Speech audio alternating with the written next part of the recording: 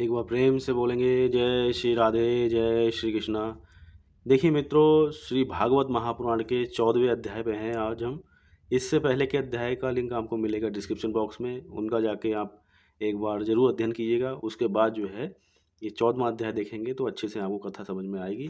तो 14वां अध्याय प्रारंभ करते हैं। देखिए, अपशकुन देखकर महाराज युधिष्ठिर का शंखा करना और अर्जुन का द्वारका से लौटना, ये कथा चलेगी। देखिए, सूत जी कह रहे हैं, स्वजनों से मिलने और पुण्य श्लोक भगवान श्री कृष्ण अब क्या करना चाहते हैं, ये जानने के लिए अर्जुन द्वारका गए हुए थे।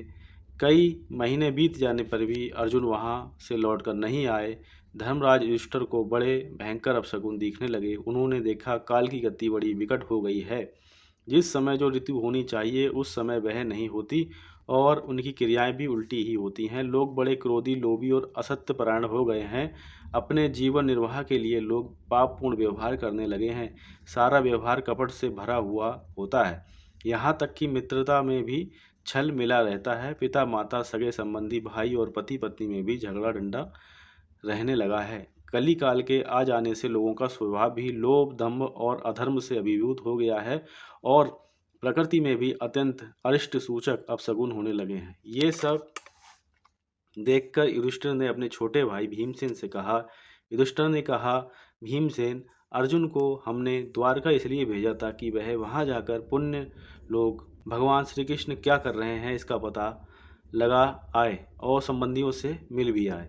तब से 7 महीने बीत गए किंतु तुम्हारे छोटे भाई अब तक नहीं लौट रहे हैं। मैं ठीक ठीक ये नहीं समझ पाता हूँ कि उनके न आने का क्या कारण है। कहीं देव ऋषि नारद के द्वारा बतलाया हुआ वह समय तो नहीं आ गया है जिसमें भगवान श्री कृष्ण अपने लीला विग्रह का संवरण करना चाहते हैं। उन्हीं भगवान की कृपा से हमें ये संपत्ति, राज, स्त्री, प्राण, कुल, संतान, शत्रुओं पर विजय और स्वर्ग आदि लोगों का अधिकार प्राप्त हुआ है। भीमसेन, तुम तो मनुष्यों में व्याघ्र के समान बलवान हो। देखो तो सही, आकाश में उल्कापात आदि, पृथ्वी में भूकंप आदि और शरीरों में रोग आदि कितने भयंकर अपशकुन हो रहे हैं। इनसे इस बात की सूचना मिली है कि शीघ्र ही हमारी बुद्धि को मोह में डालने वाला कोई उत्पात होने वाला है। प्यारे भीमसेन, मेरी बाई जांग, आंख और भुजा बार बार भड़क रहे हैं। हृदय जोर से धड़क रहा है। अवश्य बहुत जल्दी कोई अनिष्ट होने वाला है। देखो, ये सियारिन उदय होते हुए सूर्य की ओर मुंह रोक करके रो रही है। अरे, उसके मुंह से तो आग भी निकल रही है। ये कुत्ता बिल्कुल निर्भयसा होकर देख रहा है। भीमसेन, गौ आदि अच्छे पशु मुझे अपने बाई करके जाते हैं और गधे आदि बुरे पशु मुझे अपने दाहिने कर देते हैं। मेरे घोड़े आदि वाहन मुझे रोते दिखाई देते हैं।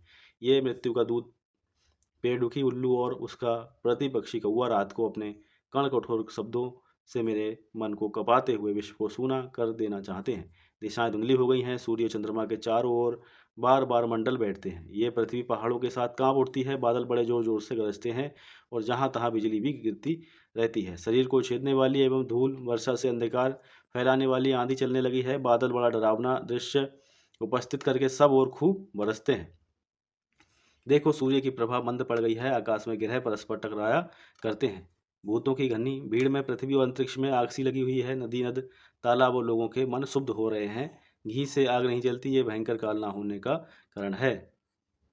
बछड़े दूध नहीं पीते, गौएं दूहने नहीं देती। गौशाला में गौएं आंसू बहा बहा कर रो रही हैं। बैल भी उदास हो रहे हैं। देवताओं की मूर्तियां रो सी रही हैं, उनमें से पसीने चूने लगते हैं और वे हिलती डुलती हैं। भाई, ये देश, गांव, शहर, बगीचे, खाने और आश्रम श्रीहीन और अनंत रहित हो गए हैं। पता नहीं है हमारे किस दुख का सूचना दे रहे हैं। इन बड़े बड़े उत्पादों को देखकर मैं तो ऐसा समझता हूँ कि निश्चय ही यह भाग्यहीन भूमि भगवान के उन चरण कमलों से, जिनका सौंदर्य तथा जिनके ध्वजा वज्र अंकुशादि विलक्षण चिन्ह और किसी में भी कहीं भी नहीं है, रहित हो गई है। सौनक जी, राजा युधिष्ठिर इन भयंकर उत्पादों को देखकर मन ही मन चिंतित हो रहे थे कि द्वारका से अर्जुन लौटकर आए। युधिष्ठिर ने देखा अर्जुन इतने आतुर हो रहे हैं जितने पहले कभी नहीं देखे गए थे। मुंह लटका हुआ है, कमल सरी के नेत्रों से आंसू बह रहे हैं और शरीर में बिल्कुल कांति नहीं है। उनको इस रूप में अपने चरणों में पड़ा देखकर युधिष्ठिर घबरा गए। देवर्षि नारद की बातें याद करके उन्होंने सुहृदों के सामने ही अर्जुन से पूछा। युधिष्ठिर ने कहा, भाई, द्वारकापुरी में हमारे स्वजन संबंधी मधु, भोज, दशहा, अहा, सातवत, अंधक और वृष्णि वंशी यादव कुलसल से तो हैं। हमारे माननीय नाना सूरसेन जी प्रसन्न हैं, अपने छोटे भाई सहित मामा वसुदेव जी तो कुशल पूर्वक हैं। उनकी पत्नी हमारी मामी देवकी आदि सातों बहनें अपने पुत्रों और बहुओं के साथ आनंद से तो हैं। जिनका पुत्र कंस बड़ा ही दुष्टता वे राजा उग्रसेन अपने छोटे भाई देवक के साथ जीवित तो हैं ना। हृदय उनके पुत्र कृतवर्मा, अक्रूर, जयंत, गद, सारण तथा शत्रुजित आदि यादव भी सकुशल हैं ना। यादवों के प्रभु बलराम जी तो आनंद से हैं। वृष्णि वंश के सर्वश्रेष्ठ महारथी प्रद्युम्न सुख से तो हैं। युद्ध में बड़ी फुर्ती दिखाने वाले भगवान अनिरुद्ध आनंद से तो हैं। सुपेण, चारुदेशन, जामवंती नंदन, सांब और अपने पुत्रों के सहित ऋषभ आदि भगवान श्री कृष्ण अन्य सपुत्र भी प्रसन्न है ना। भगवान श्री कृष्ण के सेवक श्रुतदेव, उद्धव आदि और दूसरे सुरेंद्र नंद आदि प्रधान यदुवंशी जो भगवान श्री कृष्ण और बलराम के बाहुबल से सुरक्षित हैं, सब के सब सकुशल हैं ना। हमसे अत्यंत प्रेम करने वाले वे लोग हमारी कभी हमारा कुशल मंगल भी पूछते हैं। भक्त वत्सल ब्राह्मण भक्त भगवान श्री कृष्ण अपने स्वजनों के साथ द्वारका की सुधर्मा सभा में सुखपूर्वक विराजते हैं ना। वे आदि पुरुष बलराम जी के साथ संसार के परम मंगल, परम कल्याण और उन्नति के लिए यदुवंश रूप क्षीर सागर में विराजमान है। उन्हीं के बाहुबल से सुरक्षित द्वारकापुरी में यदुवंशी लोग सारे संसार के द्वारा सम्मानित होकर बड़े आनंद से विष्णु भगवान के पार्षदों के साथ विहार कर रहे हैं।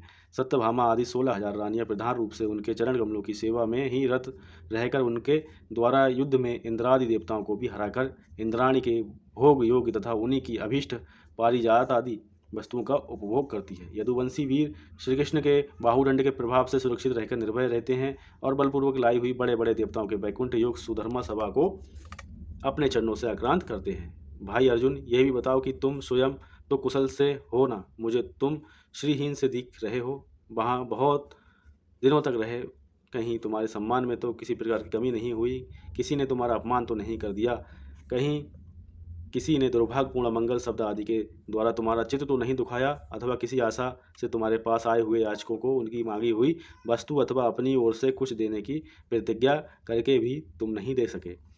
तुम सदा शरणागतों की रक्षा करते आए हो, कहीं किसी भी ब्राह्मण, बालक, गौ, बूढ़े, रोगी, अबला अथवा अन्य किसी प्राणी का जो तुम्हारी शरण में आया हो तुमने त्याग तो नहीं कर दिया, कहीं तुमने अगम्य स्त्री से समागम तो नहीं किया, अथवा गमन करने योग्य स्त्री के साथ असत्कार पूर्वक समागम तो नहीं किया, कहीं मार्ग में अपने से छोटे अथवा बराबरी वालों से हार तो नहीं गए, अथवा भोजन कराने योग बालक और बूढ़ों को छोड़कर तुमने अकेले ही तो भोजन नहीं कर लिया।